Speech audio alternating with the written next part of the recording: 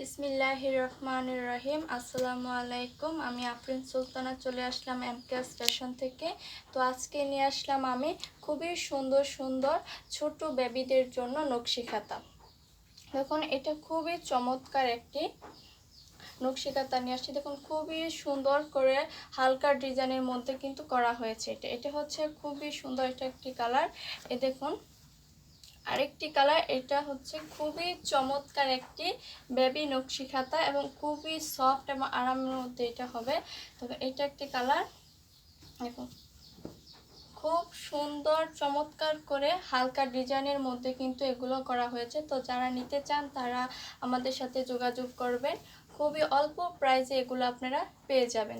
খুবই সুন্দর এবং চমৎকার নকশি খাতা কিন্তু আপনারা পেয়ে যাবেন।